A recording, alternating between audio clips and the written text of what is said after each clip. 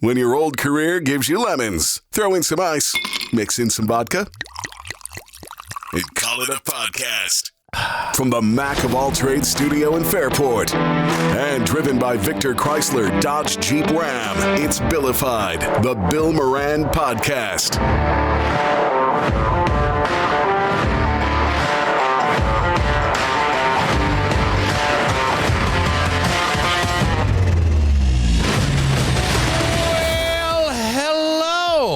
Welcome. Thanks for getting your pot on. Thanks for telling a friend. That's how we spread the word about the pirate ship. I think we need to get some t-shirts that say, thanks for getting your pot on, or get your pot on, or something like that. I don't know. Just a thought that just ran into my head, Dan. I want to get random thoughts. For the podcast that says cancel Survivor. Cancel. I shouldn't even. Oh, Christ. If you know, you know. Oh, God. Been there. Fucking shit. Jesus Christ. What happened now? Nothing. I just can't. I will never.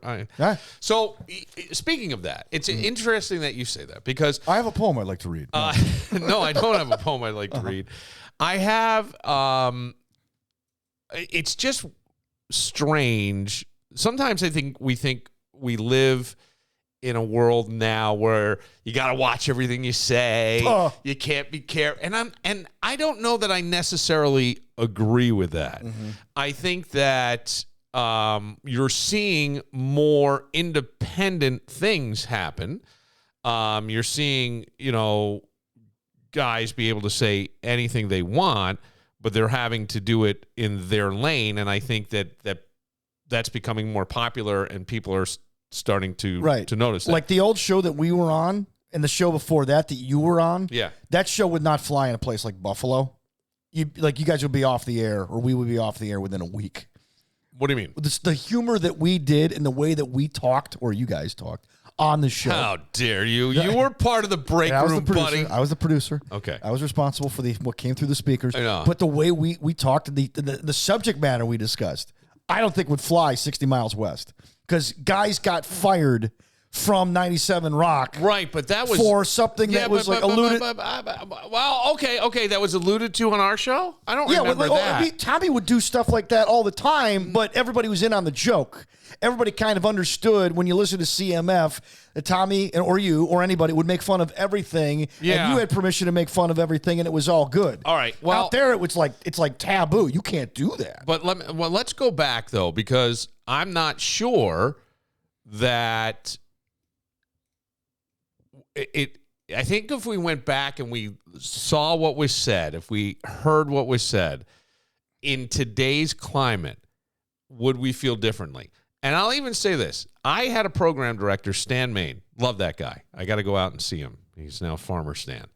And he used to say to me, one of the greatest things you can do, because I would be really dirty. Like sometimes I would get really, really dirty. And he would say to me, if we read the transcript, he goes, because if it ever goes to like the FCC, tone gets taken out. They don't listen to it. No, they just read the transcript of what was said. Mm-hmm.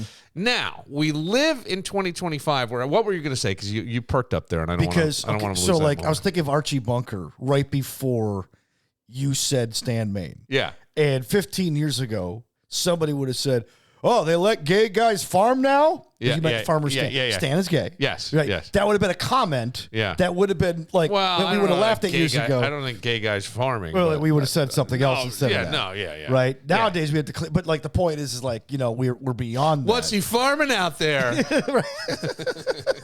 You have to know Stan. What's he growing? Bananas. Right. That type of comment is something that we're talking about. Okay. Right. So you're on. That's why I thought, because like Archie Bunker used to make comments like that all the time. Does he use a hoe? Right. Probably not. He uses a mow. Right.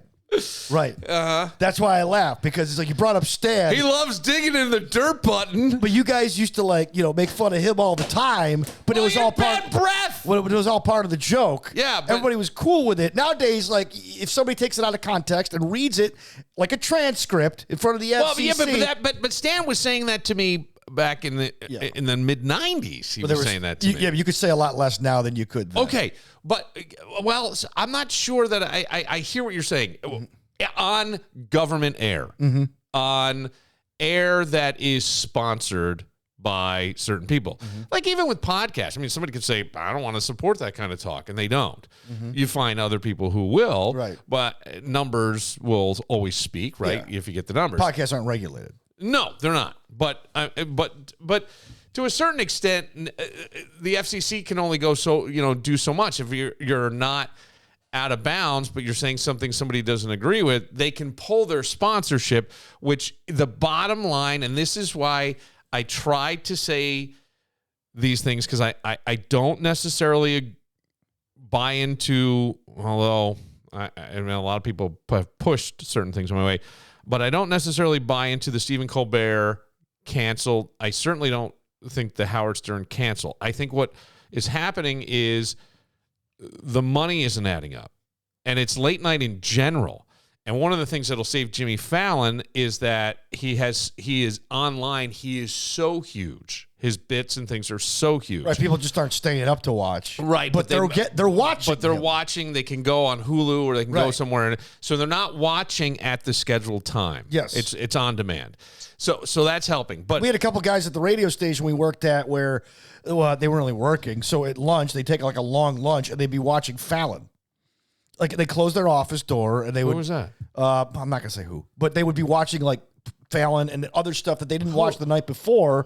They'd be watching it, or I'm saying in general, they would watch like who the fuck Hulu. Was this? Huh? He got let go, and then they brought him back. Oh, really? Okay, yeah. He closed the door. He'd grab a chunky soup. He'd eat it. He'd take a long lunch, and he'd just be watching videos. But like more often than not, he would be watching like Fallon or the Tonight Show from the night before. Okay, instead of staying up and watching it. All right. So, but I'm not sure. Like Howard, you and I haven't talked about, and I wanted to. I don't believe Howard's been canceled. No. I think that subscription's down. He's 71, and he does 3 days a week. Yes. You know what I mean? 20 weeks a year. Yeah, and so I think I think Sirius is going, we're not getting the bang for the ROI. buck. We're not. It's all about the ROI. Anymore. But Howard was a businessman. That's what people need to realize. He did radio right. And by that, I mean Howard Stern was in bed at 8 o'clock every fucking night. Went to bed, 8 o'clock. I think even on weekends.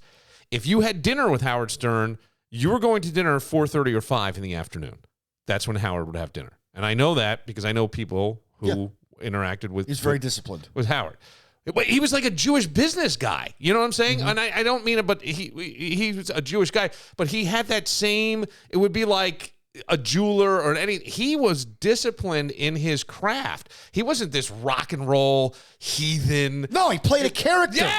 Yes. And what you see now where people go, oh, he's woke. That to me is the real Howard. He was a family guy. He got divorced, but so who hasn't? He never talked about his kids on the air until they were way older. Right. He insisted on not talking about his kids. He would talk about his wife. Right. And he would talk about parts of his life, but there were certain things that were off limits, like his kids. But I'm just saying, like, it was a business. Yeah. So now, if we take that same mentality, it's a business. Business is about making money. And if you're not making money, changes have to be made. Right. Because that's all it is. And nobody cares at the end of the day unless they're making money. Right. We have an emotional connection to these things, but... There's two acronyms, TOE and MO. It sounds silly, but talent over everything when it comes to sports. Once the talent runs out, we can get rid of you. You're done. And money over everything. Yeah. Right? Once the money runs out, we're done. Right. We're done. Right. You know? It's tale as old as time. Right. So it's like with Howard, in Howard's case, I mean, the dude, like I heard he was working 2 days a week, 20 weeks a year, but he's still getting the same amount of money that he got when he first signed that big $500 million deal. Yeah. He was getting $100 million a year. He did it. And don't get me wrong, like that's not all going in his pocket. He was pocketing like $173 million a year at one point. He paved the way for guys like Opie and Anthony, for sure. Right? And then he protected himself from Opie and Anthony. But if you go back to the 2000s, Opie and Anthony, there's no way they could be doing that stuff on the radio today. No. They used to have a wiffle ball bat, and they would have porn stars come in, and the girls would stick it somewhere, and they would mark. I shouldn't laugh at this. They mark how far it would go. Yes, and so there were different lengths for the different women. We have a new winner. My God, it's terrible, right? But it was fun. I don't know. I don't want to say anything. To that end, we live in an age where things don't die. But to go back, 2007, Maxim published a list of the unsexiest women alive. Okay. So you got to be famous at this point. Right. You got to qualify for this list. Yes. So Sarah Jessica Parker was named the unsexiest woman alive. Okay. Now I'm going to read you what they wrote. Okay. But I want you to think about. There are women who hate her, by the way. Okay. Well, go on. How the hell did this racehorse? I knew that's exactly where they were going to go. How the hell did this Barbaro-faced broad manage to start a show with sex in the title? By the way, Barbaro is a reference to a horse. It's a racehorse. It's a racehorse. Who had basically got put down. Yeah. Okay. Now. He won the Derby, and then he broke his leg. But that wouldn't be really acceptable today. And are we better off because of that? Are we better off? I mean, I'm sure there's a podcast somewhere where somebody says something like that. Here's the thing. I would like to believe we would be better off without those things. Okay. However, yes, the side that says that's so mean has no problem cutting your throat when they disagree with you. When a family legal issue disrupts your life, your whole world can stand still. At CircuLaw, they understand that family matters require more than just legal expertise. They demand compassion, understanding, and dedication. Their highly experienced family law attorneys in Pittsford have guided countless families through their most challenging moments: divorce proceedings, child custody arrangements, asset division, all aspects of family law. Think of navigating family legal matters like walking a tightrope. You need steady, experienced guidance to reach the other side. And that's exactly what you're going to find at CircuLaw.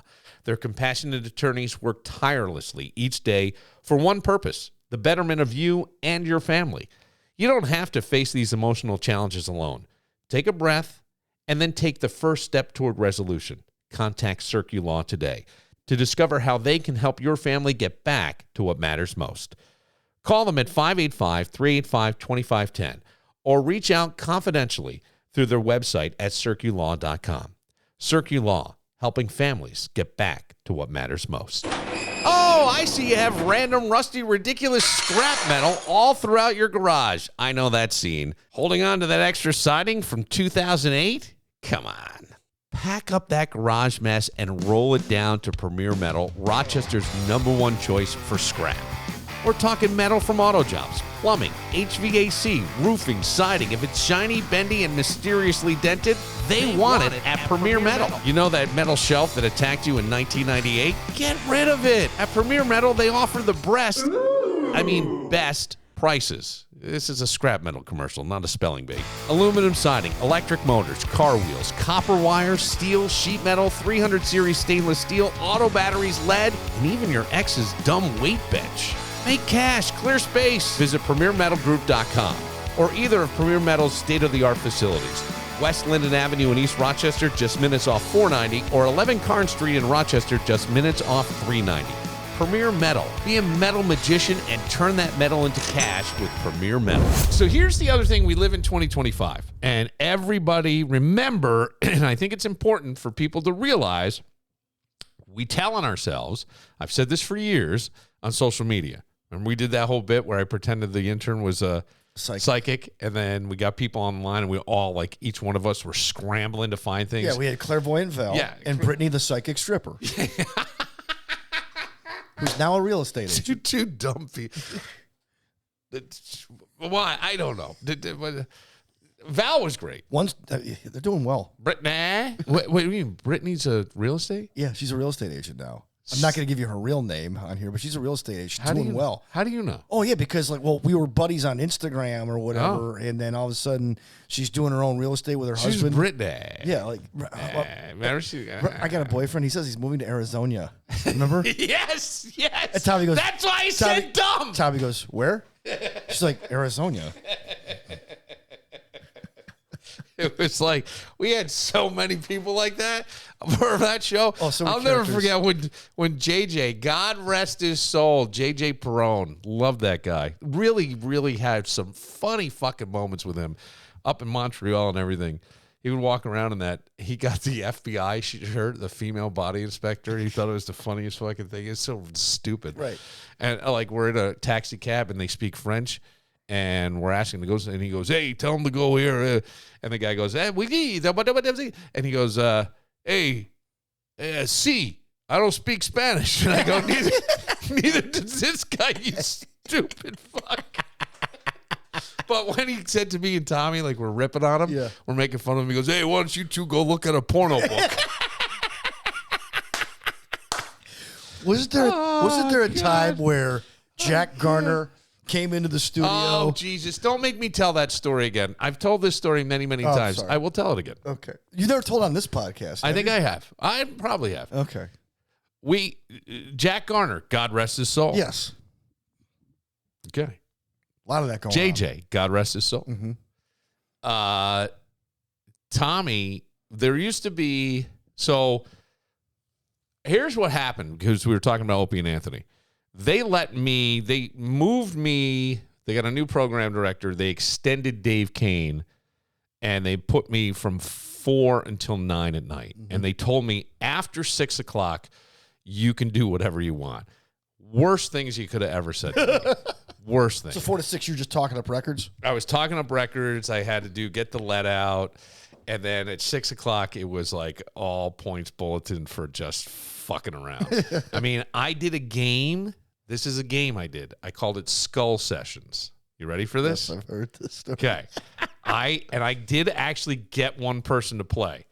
Now, again, I have to go back, just like we're saying, look back at your past. Would this be acceptable today? Probably for me. Yeah. I would still find it funny, a little base. I mean, pretty base. But if my kids did it, I would be embarrassed. Mm-hmm. So the game was a guy had to be with his girlfriend or wife. She had to be performing fellatio on him. He had to put the phone down so we could hear what was happening, right? So you could make it up. I mean, Jesus, I used to have girls rub the phone on their crotch and then guess theater of the mind. The style of their pubic hair. I mean, they were probably just rubbing it on their leg, but it was like, think about it, guys. And I would guess. Oh, wait, that sounds like a landing strip. Perm pressed. So, okay. So all this is happening between 4 and 9. But this bit was Skull Session. So he's got to be getting fellatio. And then we would get his mom on the other line, and he would have to compete against his mother while he's getting blown. But his mom doesn't know this. Right. Right? And in a trivia contest.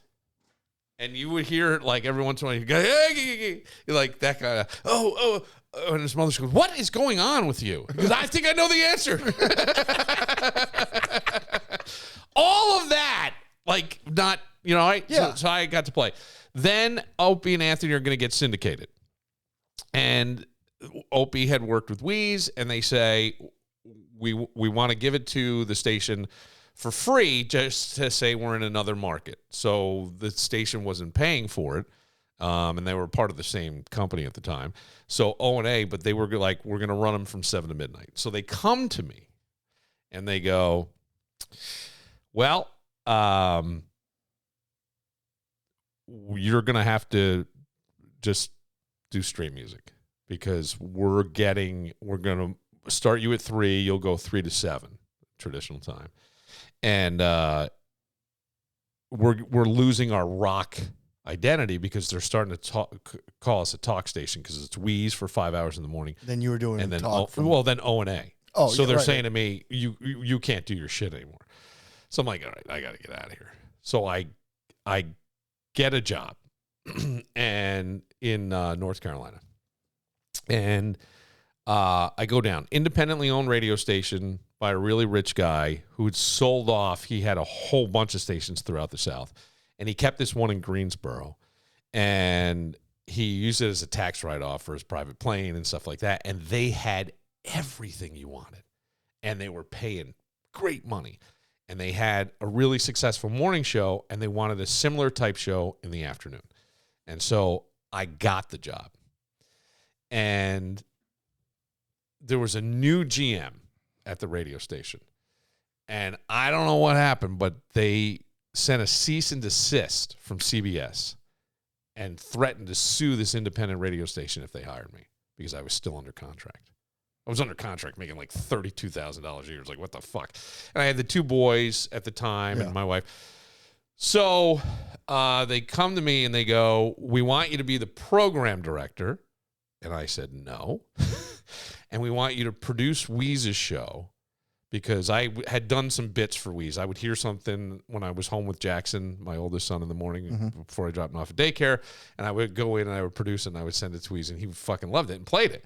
And it was great for me because then people would tune in the afternoon and evening. And it really did help my numbers if I, he played a bit. Like I did one where this guy, Lucky Nahum, who makes beautiful clothing. Oh, yeah. I remember that store they had in Brighton. He made a Christmas CD. And I remember we was playing the CD on the air, and it was fucking awful. And you hear, oh, bruh. And I go, Tommy goes, anybody can make a CD. He goes, apparently, bruh. Right? So I went through and goes, Capitol Records presents. Right? And I put none of my own voice in there. I just wrote it and produced the bit. And then Weeze fucking loved it. Comes up to me, kissing me. And they're like, listen, why don't you go and produce Weeze's show? And I'm like, I kind of don't really want to do that. And I had this offer. And then right as this is all happening, then I find out the station calls me and goes, hey, when your contract's up, we'll talk again, but we can't fight CBS. And I go, all right, fuck it. And it was probably better anyway because there was other things where it was the South. So I go to Weeze's show, and now I wind up getting kind of really in bed. But they couldn't match the money. They didn't match the money. But I will tell you that that's the name of the game. If somebody else wants you, so I think I was making at the time $32,000 doing afternoons on CMF, right? And believe me, I left radio making. It's amazing if I ever told anybody where I left at and what I started at, it is the biggest fucking climb I've ever known anybody to do in one business. Usually people have to leave a business. You got to leave to make that money. So the station in the South was going to be like $60,000 plus moving expenses and stuff. So they said, we can't get you there, but we'll get you to 58. I know it's the dumbest. It's fucking radio. It never made sense to me, but I just wasn't going to argue. See students arguing math. So, right. We'll get you to 58 and we'll pay, but you got to do afternoons. You had to do both. And Weeze's show. And we'll pay for your phone. Well, I was half-assing afternoons and whatever. So they just left me on Weeze's show, and they never cut my salary. That's why I thought when we got bought, I was going to get fired because I was making triple what other producers were making. But anyway, so Weeze's show was set up as with couches and microphones on stands, and it was not really good. And Jack Garner was a movie reviewer for Gannett. It wasn't just Rochester. He wrote for Gannett, the chain. You could read him in the Poughkeepsie Journal and other papers. Yeah, he was syndicated. Yes, he was. Other papers. And he would come in and he would review movies with on the Wii show. He would talk about, and even DVDs and stuff at the time. And he was a big man, 6'9", but walked like at an angle, like probably like a 20-degree angle because he was so heavy. And Jack had a lot of health issues and things. And he used to take like 3 or 4 donuts when there would be donuts in there or breakfast sandwiches, and he would squish them down and he would hide them. It was almost like the poor guy was shamed, and he would cuff them behind his hands and he would sit down. And we, the kind people on that show, right, Tommy and Billy, which one of my favorite things was somebody calls up and says something or came in the studio and said something, and they go, and Weeds goes, wait a second, you think you're going to go up against Tom Ulay and Bill Moran and you're going to win? I don't remember what it was. It was some it might have been Vinnie Press. So we called it the Jack Stack. Jack Stack. Jack Stack. He had 3 or 4. And then JJ would come in, and JJ was, again, I just the guy, I guess. loved this guy. Yeah. But I remember, like, we're up in Montreal at the Montreal Comedy Fest, which is no longer in existence, but it was one of the greatest things I had ever experienced because it was all the A-list comedy people, and I got to sit with Jeff Ross, and we just shoot the shit and talk and eat, and it was wonderful. And it was nice because there was a lot of connection there.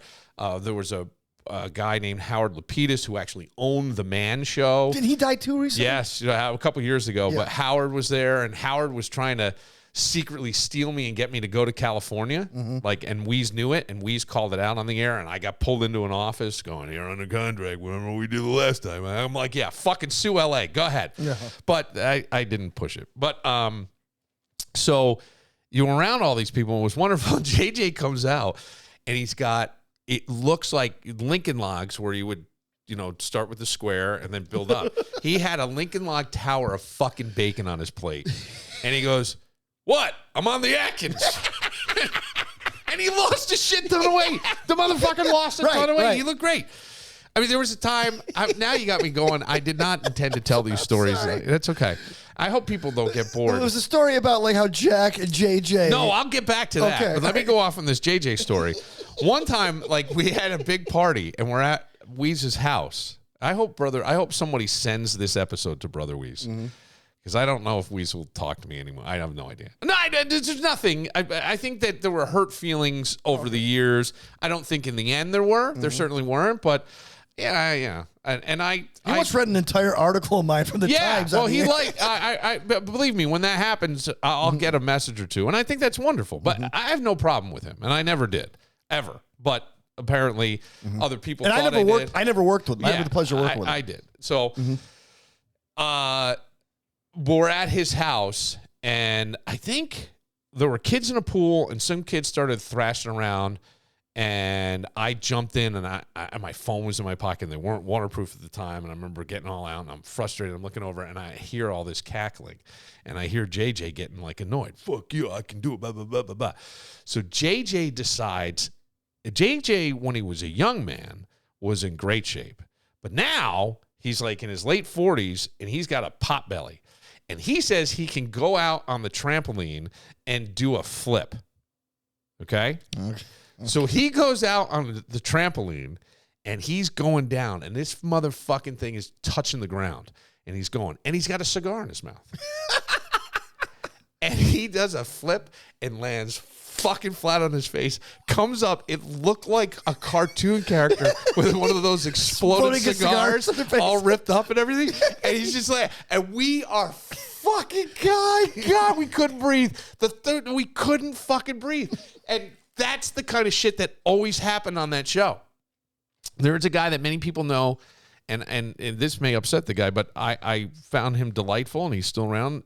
People knew him as the King, and the King was very proud. And if you challenged the King, he would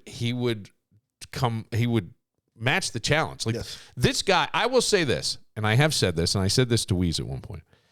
The King is the perfect example, and I think Donald Trump is too, of the law of attraction, because they say things that the rest of us would go, "Well, I could never say that," but it all works out for them. They, like, I got the biggest and the best, and guess what? They both do in certain areas. I mean, I'm not talking about the quality of the person. I'm just simply saying they believe what they say. You should look at that and understand that that's how it works. They're just great examples. But the King always said, "I'm the best, I'm the best." He has a wonderful company, very, very wealthy guy, lovely wife, beautiful kids, hugely successful. So, and strong. And Tommy starts telling him he can outlift him. And the King's getting pissed.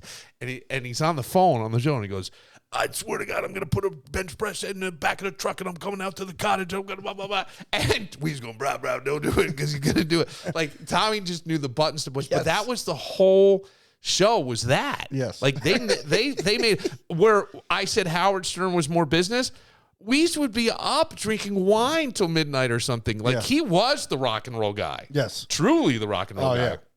And a very smart man. But this is where he was surrounded by idiots, because you had Jack, who I mentioned had the jack stack, and you had JJ, who would put on weight and take off weight, but had a big pot belly. And there was a coffee table, and Tommy says, ooh.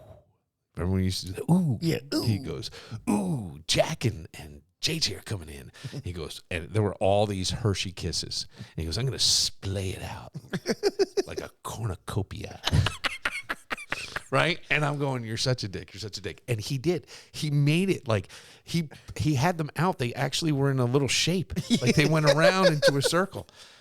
Fucking motherfucker, sure enough. Commercial breaks were long on that show. They really sold like 7 minutes. They sold the shit out of it. Mm-hmm. So Tommy leaves, and he would go take a lap, and he would come back and tell you about all the hot broads. And go, hey, did you see so-and-so's shoes tonight? Yeah, right. Oh, yeah, she's got the fuck me pumps on, man. And this is all shit you couldn't say in an office today. No. You couldn't say it then, really, but you did. Now you get called on it. So I look over, and here come Jack and JJ. And they're both headed for the coffee table, and they both have their hands out, and they're both bent over. And they're not seeing each other. And I'm going, this cannot be happening. Well, oh, my God. And they go for a Hershey kiss, and they bonk heads. Like, they bonk heads to the point where they're both, like, thrown back. I mean, they came in with force. I cannot fucking breathe. I can't breathe. And I got to open 4 doors to get out of the fucking studio. And I'm running. I'm ripping doors. I'm practically mowing people. I go, Tommy, where the fuck are you? You missed it. You asshole. It's the Make This Summer event at Victor Chrysler Dodge Jeep Ram, right off Route 96 in Victor. And the deals? They're as hot as a car's leather seats in July. Want to level up your summer swagger? Well, cruise into the season in the brand new 2025 Dodge Charger Daytona RT. This beast is built for boldness. And get this, lease it for just $199 a month for 24 months. Yup, not a typo. This car is so fun to drive with just $3,500 down, first payment, taxes, DMV fees at signing. Conquest lease required, 7,500 miles per year. Details and exclusions apply. Offer ends July 31st, which means if you snooze, you lose. Or maybe you're all about that comfort meets adventure vibe. Check out the 2025 Jeep Grand Cherokee Laredo 4x4. Roomy, rugged, and ridiculously good looking. Just $279 per month for 24 months. Perfect for stuffing it with friends, beach gear, snacks, and just a little emotional baggage. I mean, come on, we all have it. So whether you're tearing up the pavement in a Charger or heading off grid in a Grand Cherokee, Victor Chrysler Dodge Jeep Ram has your dream ride right on Route 96 in Victor or online at victorcdjr.com. Got a home improvement conundrum? Time to call in the superheroes, Mac of all trades. Leaky faucet, wall that mysteriously has a hole in it. Kitchen looking like it's stuck in the 90s.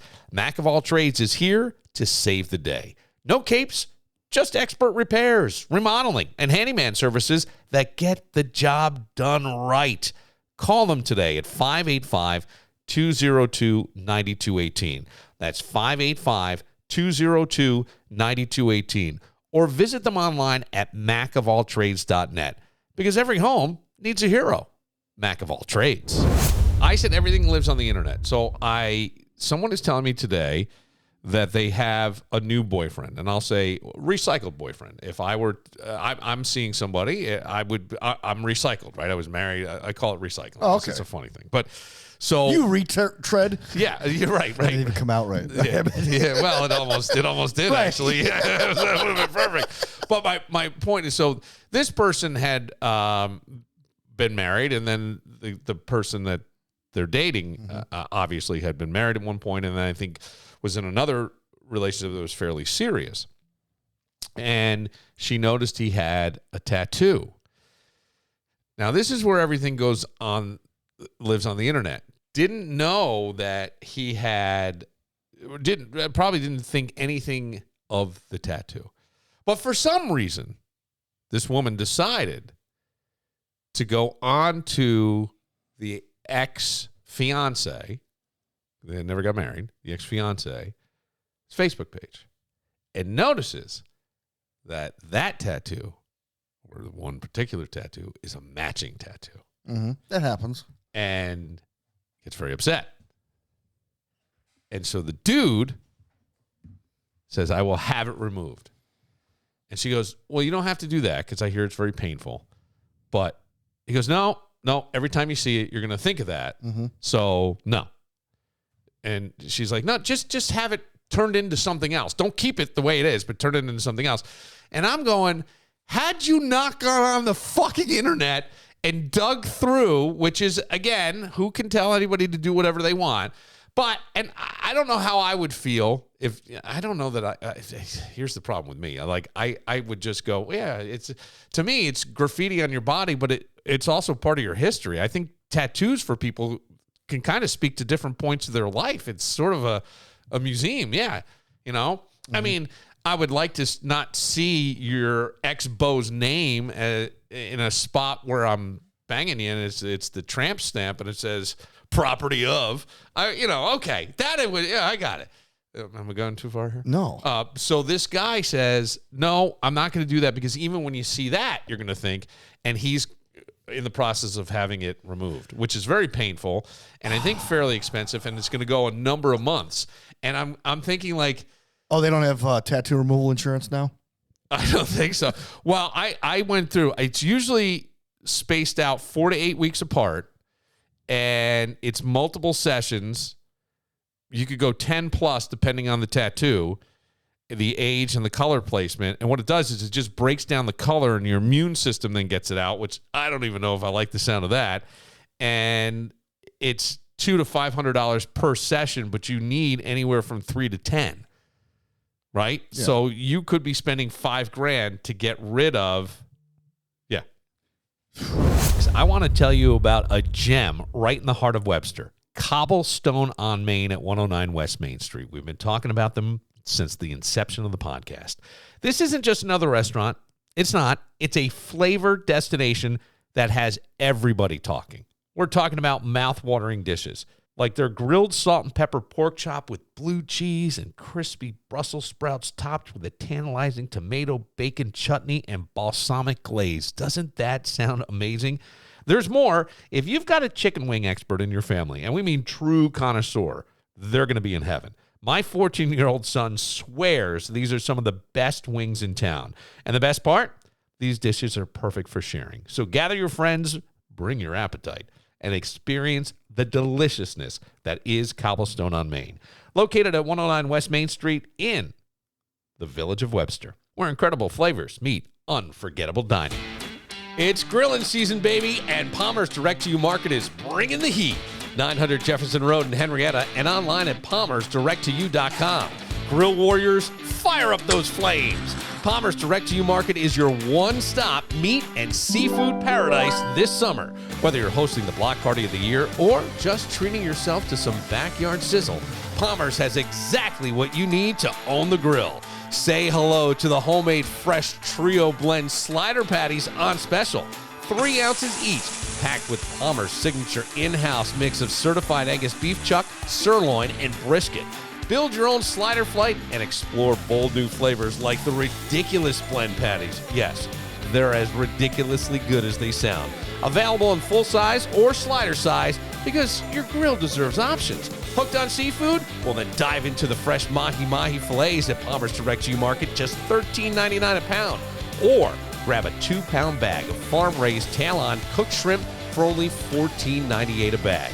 That's protein-packed summer snacking done right. Even if you think you've mastered the flame, Palmer's is here to keep you humble and helpful. Check out palmersdirecttoyou.com for grilling tips, steak secrets, grill maintenance hacks, and more.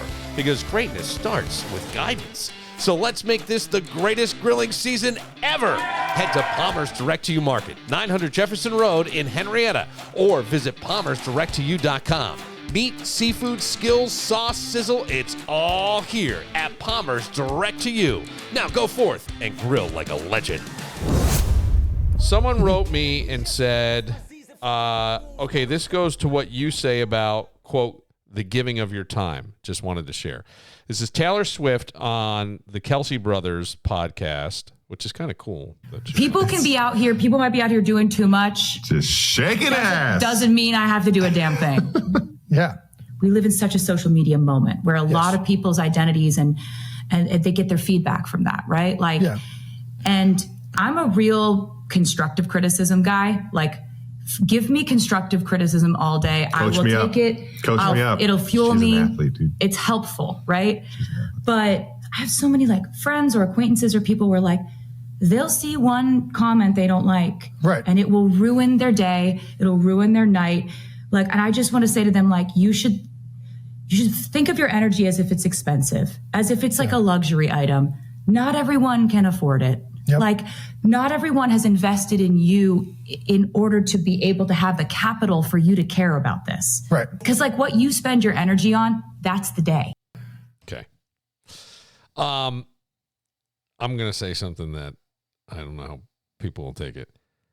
If you have a little girl and she loves Taylor Swift, fucking awesome. That I thought that was beautifully said. You know, your energy is expensive. And I don't know if people really equate it. It'll become a t-shirt. It'll become quoted. Mm-hmm.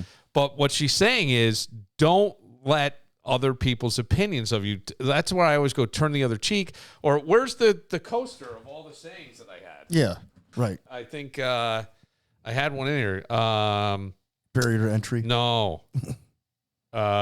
Someone else's opinion of you is none of your business. And that's something I have said many, many times. It's on the coaster the guy made. Yeah. Someone else's opinion of you is none of your business.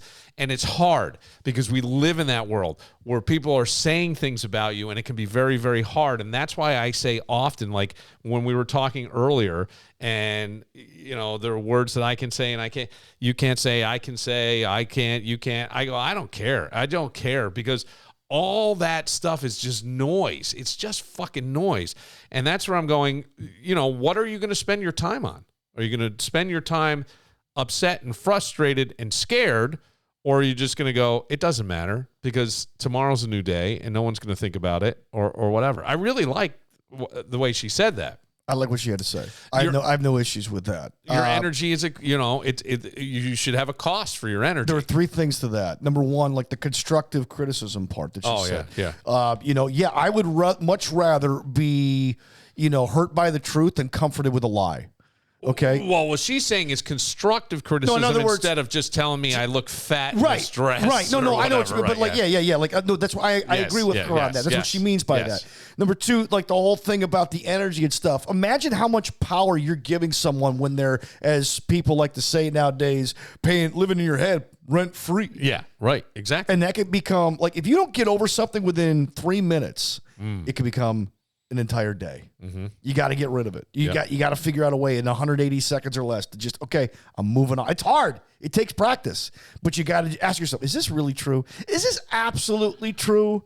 And then when you realize it's not, if you do the exercise long enough, that stuff won't bother you anymore. Man, it takes a lot of thinking to get to that point. But the other thing is nobody's really thinking about you that much. They're not. That's where I worry that we've become such a narcissistic society, I guess would be the term, and that everything's about me. Okay, good, fine. Mm-hmm. Go out there, get the attention. But with that, there is the dark side, the low energy of people coming at you in a negative way. You just have to just not listen to it. I knew grown men who wrote articles and things, and they would block people all the time. And I always go, what's the point of that? I know you're talking about. Well, but it doesn't matter who I'm talking about. But my point was, like, that was always, I don't think there's ever been anybody I blocked. You know what? My agent, when I left CMF and I went over to iHeart stations, my agent had access to my social media and blocked anybody who worked there. Because, and I wasn't really, I guess I must have been aware, but I didn't remember. And years later, somebody else who had come over said to me, did you know you blocked me on Twitter? And I'm like, I had no idea. I've never blocked anybody. I don't care. I often think this, if it's always how you look at everything in life. You can walk into a room and notice the hole in the carpet and the whatever and say, oh, what a dump. Or you can walk into the place and go, wow, it's so nice that this restaurant is here and that they are making enough money. They have a staff and they're right near the water and it's really great. And it's all in how you kind of look at it. And the more you do the positive aspects of things, the more you're going to find the positive aspects of things. We went a little longer tonight, Danny, but fun. Yeah, it's always Memory fun. lane, tattoo removals. Yeah, all that stuff. We incorporated Taylor Swift and the Buffalo Bills together. Well, Taylor Swift, I just thought that was a powerful thing she said. Yes, it was. I hope people will understand it. Did Kelce say something about why he hasn't been as productive? Did he talk about that? I don't know. I thought I read that he talked about He may have. I was working He may with have. it. I did not listen to that podcast, but they do a great job. New Heights. For Dan Barillo, I'm Bill Moran. Have a great weekend. Have a great We'll weekend. See you Monday. The world seems a land of opportunity. For me, it's just a curse. Tell that judge and make us feel my title has to wait.